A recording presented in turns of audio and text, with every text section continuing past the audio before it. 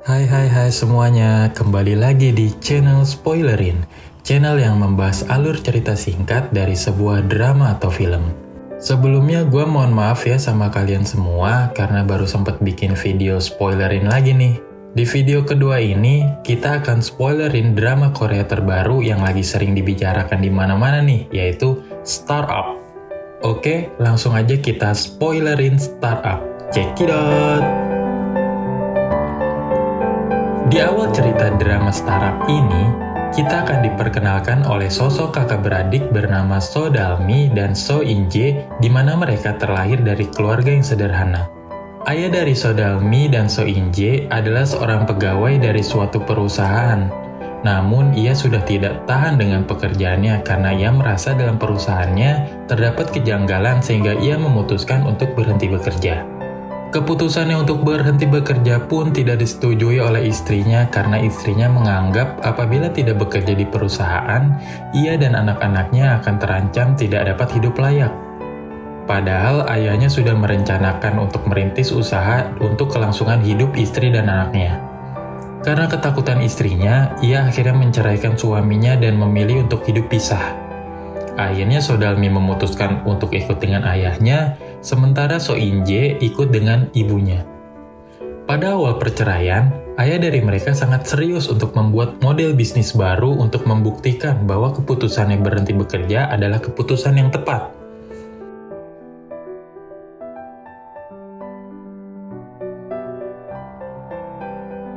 Ayahnya juga ingin sekali membawa istri dan In-jae kembali berkumpul bersama dengannya. Nenek dari Dalmi sehari-hari berjualan kondok di pinggir jalan. Suatu saat ia bertemu secara kebetulan dengan seorang anak laki-laki sebatang kara bernama Han Ji Pyong. Dikarenakan rasa kasihan dari nenek, Han Ji Pyong diizinkan untuk tinggal di ruko miliknya sampai ia sudah bisa mendapat tempat tinggal sendiri. Han Ji Pyong sendiri adalah sosok anak yang pintar dalam hal investasi saham. Ia pernah menjuarai investasi saham virtual. Alasan ia belum bisa investasi saham secara real adalah karena umurnya belum 19 tahun dan tidak memiliki orang tua.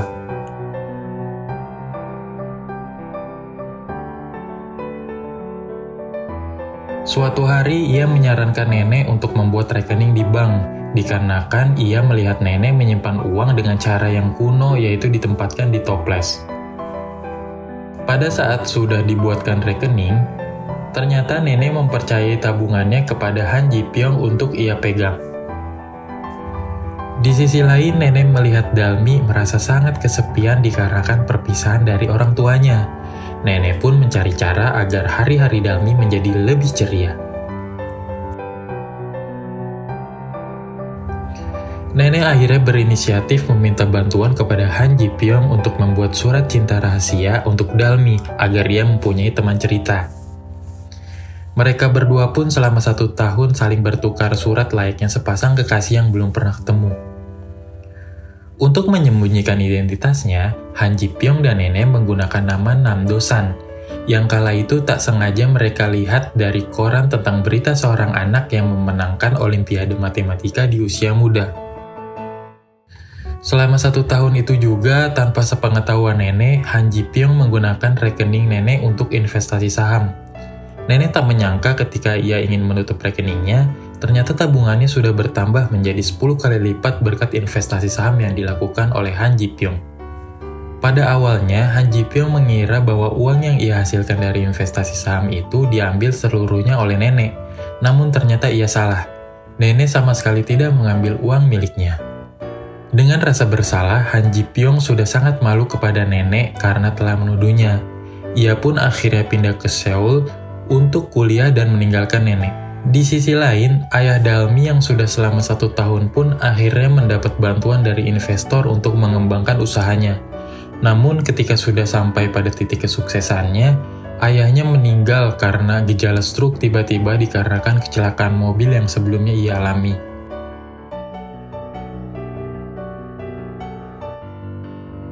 Lima 15 tahun pun berlalu, So Dalmi secara sengaja menemui In-jae pada suatu seminar yang diadakan oleh Sunbox, di mana In-jae menjadi narasumber. Pada saat sesi pertanyaan, Dalmi menanyakan kepada Inje di depan semua orang mengenai apakah ia menyesali keputusannya berpisah kala itu. Di seminar tersebut juga ada Han Ji Pyong, di mana ia adalah manajer senior dari perusahaan pemberi investasi sekarang. Sandbox sendiri adalah suatu wadah untuk perusahaan yang baru memulai usahanya. Namun tidak sembarang orang yang dapat menjadi perusahaan keanggotaan dari Sandbox. Suatu hari Dalmi diundang oleh Inje untuk hadir dalam pesta relasi yang ia adakan.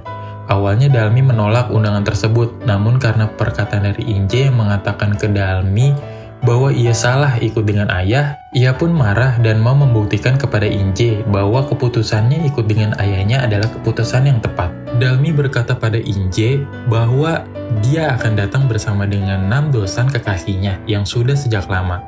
Padahal selama 15 tahun berlalu, ia belum pernah sama sekali bertemu dengan 6 dosan, cinta platoniknya tersebut. Di sisi lain, Ji Pyong penasaran kepada Dalmi karena nama tersebut tidak asing di benaknya. Ia pun mengikuti Dalmi, sampai pada akhirnya ia melihat nenek dan teringat akan masa lalunya yang ditolong oleh nenek. Dalmi ingin sekali membuktikan pada Inje bahwa kehidupannya saat ini tidak sesulit dahulu, sampai ia mau berbohong untuk semalam saja demi almarhum ayahnya. Ia pun mencari-cari 6 dosan di sosial media, namun hasilnya belum terlihat. Padahal pesta relasi Inje akan segera berlangsung. Nenek pun meminta bantuan kepada Ji Pyong untuk membantu mencari keberadaan 6 dosan. Setelah ketemu dengan 6 dosan, Ji Pyong tidak yakin dengan keadaan 6 dosan yang sekarang bisa membantu Dalmi untuk terlihat kaya di depan kakaknya. 6 dosan sendiri adalah seorang anak jenius yang pintar. Ia mendirikan perusahaan startup bersama dengan kedua temannya yaitu Yongsan dan Chulsan bernama Samsung Tech yang berfokus pada teknologi penerapan artificial intelligence.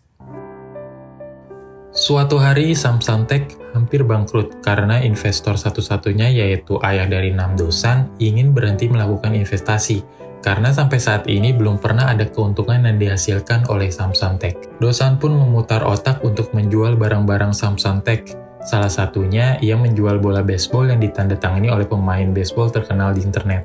Tanpa tidak sengaja, Dalmi melihat iklan dari dosan tersebut dan meminta ia bertemu dengannya.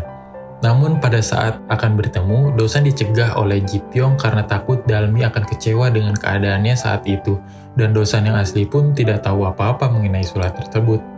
Ketika dijelaskan oleh Ji Pyong, dosan akhirnya paham mengapa ia dibawa oleh Ji Pyong. Han Ji Pyong meminta tolong kepada dosan untuk berpura-pura menemani Dalmi pada acara pesta relasi yang diadakan Inje. Namun dosan meminta imbalan kepada Ji Pyong untuk memasukkan Samsung Tech ke Sandbox. Tapi Han Ji Pyong tidak dapat memenuhi permintaannya dan akhirnya pergi meninggalkan dosan. Dosan yang tersentuh dengan surat yang ditulis Dalmi 15 tahun lalu tersebut pun akhirnya memutuskan untuk datang menemui Dalmi tanpa sepengetahuan Ji Pyong. Han Ji Pyong pun terkejut pada saat dosan datang secara tiba-tiba menemui Dalmi.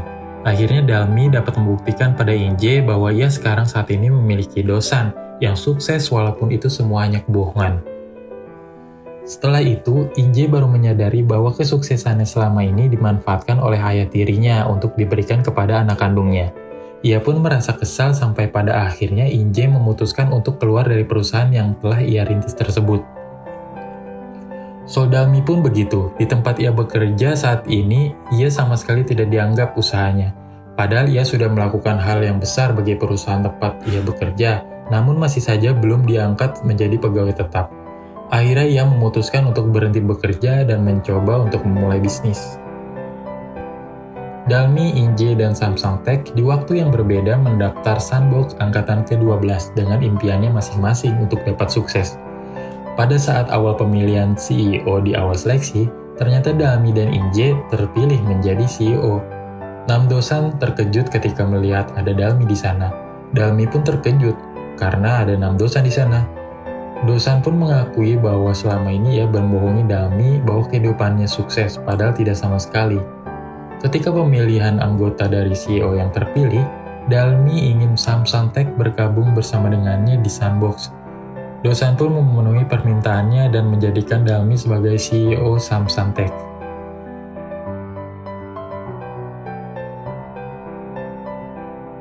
Dari 40 tim yang terdaftar pada Sandbox ke-12, akan diseleksi menjadi 5 tim yang akan bergabung di Sandbox. Dalam 72 jam, 40 tim tersebut harus berhasil membuat model bisnis baru dari data-data yang disediakan oleh penyelenggara.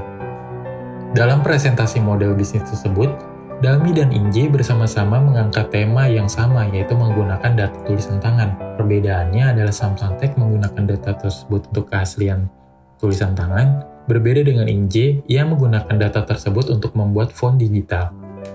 Karena keterkaitan model bisnis tersebut, salah satu juri menguji kedua teknologi tersebut.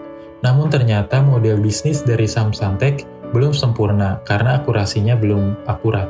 Di sana Dalmi dan Dosan merasa sedih karena kemungkinannya kecil untuk Samsung Tech bisa bergabung di Sandbox. Namun pada saat penilaian, ternyata salah satu juri yaitu Alex sudah tertarik dengan Samsung Tech dari dahulu saat kompetisi Koda. Ia akhirnya menyarankan untuk Samsung Tech diloloskan. Akhirnya Samsung Tech pun berhasil masuk ke Sandbox dan harus memulai model bisnis yang baru demi keberlangsungan Samsung Tech.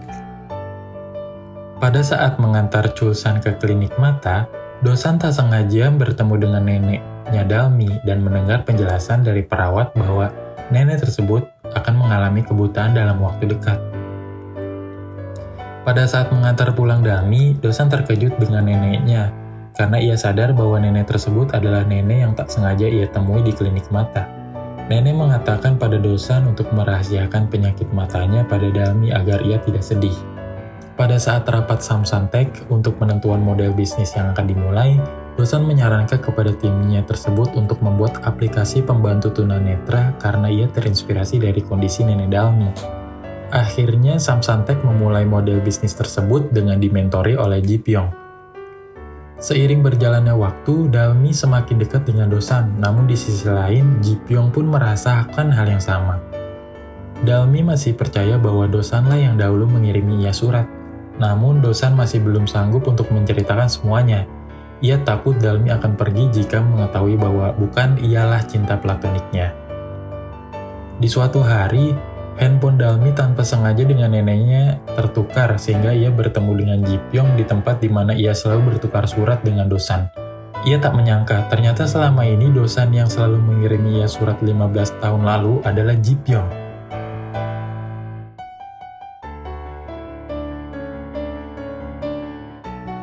Dengan rasa kecewa, Dalmi pun harus tetap profesional sebagai CEO dari Samsung Tech. Ditambah lagi, ia akan presentasi di depan investor seluruh dunia yang diselenggarakan oleh Sandbox.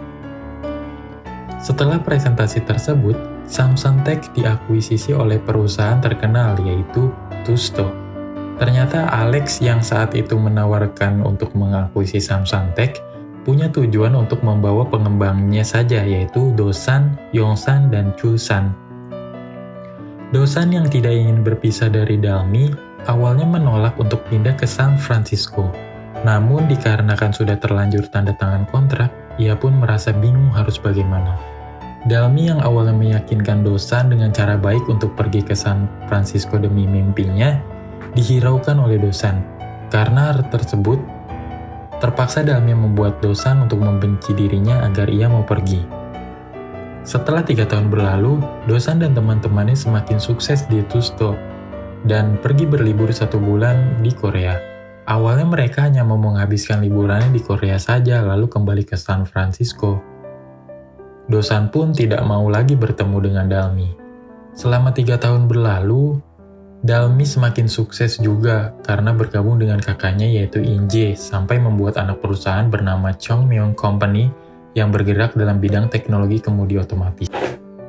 Suatu hari perusahaan Dalmi mengalami peretasan oleh pihak yang tidak bertanggung jawab sehingga semua data di perusahaannya dicuri. Dalmi yang kebingungan harus meminta tolong dengan siapa, ternyata Dosanlah yang secara sukarela datang membantunya untuk mengatasi hal tersebut. Di sana Dalmi dan Dosan ketemu untuk pertama kalinya setelah 3 tahun. Dosan pun bertemu dengan Ji Pyong yang menyangka bahwa saat ini Dalmi sudah berbahagia dengan Ji Pyong.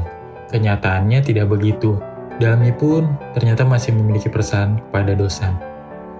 Dosan dan teman-temannya akhirnya tidak melanjutkan bekerja di Tusto setelah habis kontrak dan memilih untuk membangun perusahaan di Korea atau mencari rekanan.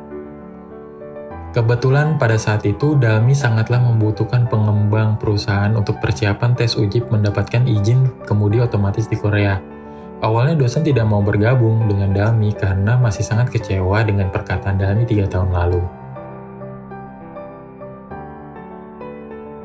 Namun dengan usaha kerasnya, Dalmi berhasil meyakinkan Dosan untuk mau bergabung dengannya. Akhirnya Dalmi pun dan Dosan bersama-sama memulai bisnisnya kembali. Semakin lama perusahaan mereka mengalami peningkatan dan melakukan pembesaran skala untuk mengembangkan perusahaannya. Sampai pada akhirnya Dalmi dan Dosan menikah dan hidup bersama sebagai CEO dan CTO Chongmyong Company. Itulah cerita singkat dari drama Korea Startup. Mungkin cukup sekian video spoilerin kali ini. Untuk menambah semangat gue membuat video spoiler lainnya, jangan lupa kalian subscribe, like, dan komen pada channel ini ya. Sampai jumpa kembali pada video selanjutnya.